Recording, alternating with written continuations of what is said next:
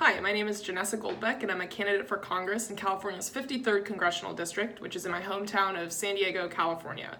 I'm a Marine veteran and former human rights advocate, which often gets a couple of raised eyebrows.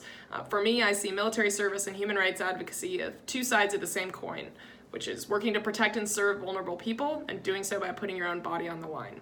I got my start as a human rights advocate as a student activist working to end the genocide in Darfur, Sudan.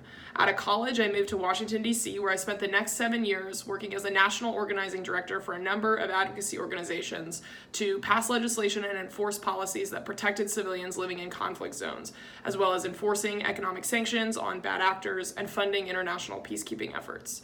When Don't Ask, Don't Tell was repealed, I was able to fulfill a lifelong dream, and I did what any human rights advocate would do. I joined the Marine Corps.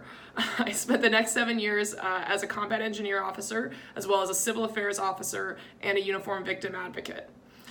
When I signed my contract and went to officer candidate school, Don't Ask, Don't Tell had been repealed, but it hadn't been signed into law yet by President Obama. So I still have that piece of paper that used to be in every military contract under Don't Ask, Don't Tell, where you had to sign and say that you wouldn't do or say anything openly homosexual.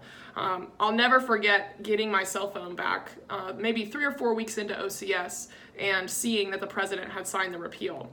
Later that night, I was in the squad bay with a bunch of other candidates, and one of the candidates who had been previously enlisted for a number of years asked me openly, quite loudly, "Goldbeck, can I ask you a question?" And I replied, "Sure, I'll tell you the answer." She goes, "Are you gay?"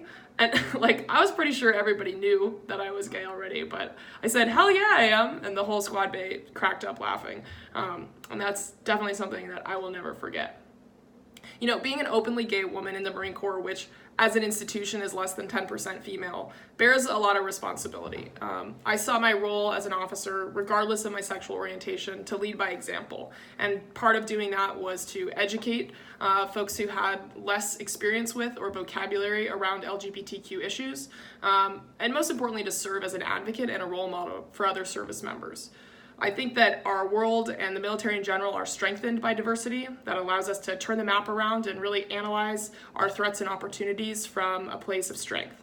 And I'm very proud to be out in national security, but most importantly, I'm so grateful for all of those who came before me, who paved the way for me to serve openly, both in the military and in any other realm in the future. So thanks for watching, and have a great day. Semper Fi.